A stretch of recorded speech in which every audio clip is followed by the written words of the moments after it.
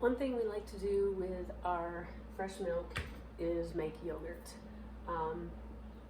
We started off by getting a packet of starter culture online, but you only really need to use it once.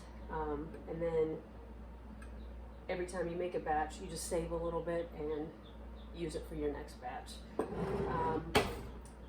How I do it, I mean, they'll say bring it up to a certain temperature, leave it at that temperature for a while, but this is as simple as it gets. I pour like a quart of milk in, and this is raw, fresh, unpasteurized sheep milk. You can use whatever you have on hand. And then this is some of our yogurt from our last batch.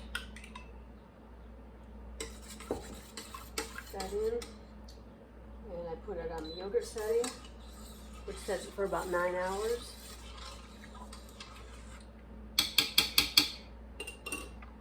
Put the lid on,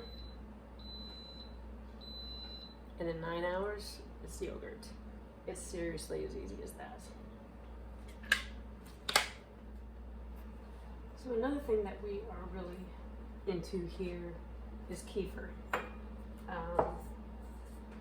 This happens to be milk kefir. I ended up getting some grains from somebody here locally in town. But if you don't have a local source, you can definitely, sorry about the ice maker, you can definitely find some online. I think there's some on Etsy, different places where you can find some locally. Of course, I'm using my own milk here from our sheep, raw, unpasteurized. I'm straining my grains, and you never want to use like a metal strainer on these. Kefir does not like metal.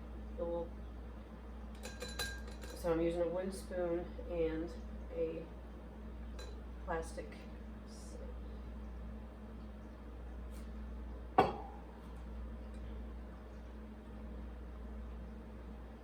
My kefir does have a pretty strong taste. It is basically fermented milk.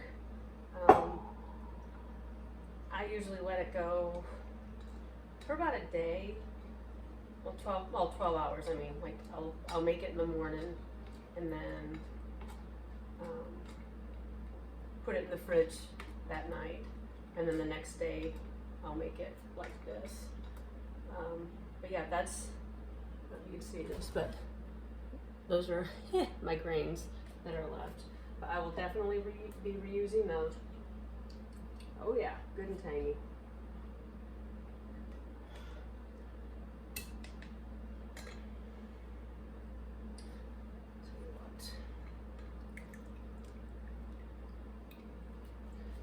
And these glasses that I have them in, that I'm putting this in, picked up at a thrift store for real cheap. But what I like about them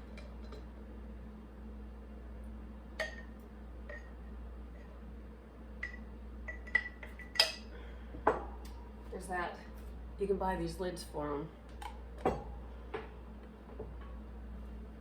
It was like perfect to keep in the fridge with the lid on. I know you can do it with mason jars and stuff too, but this was just kind of a fun thrift store find.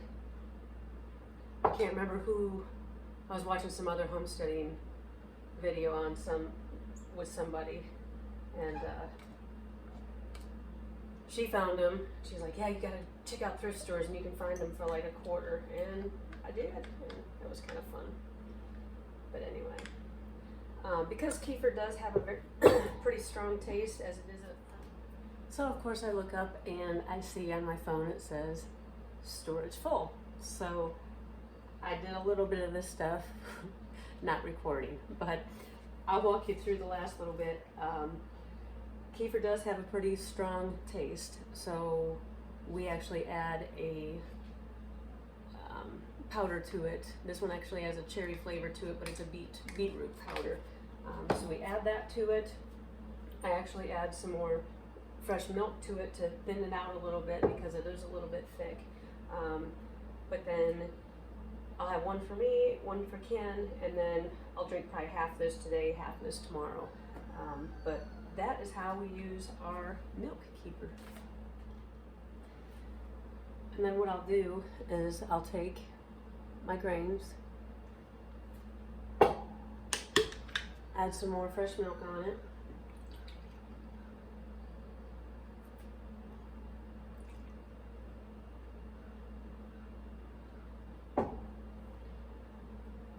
And then I'll put a cheesecloth.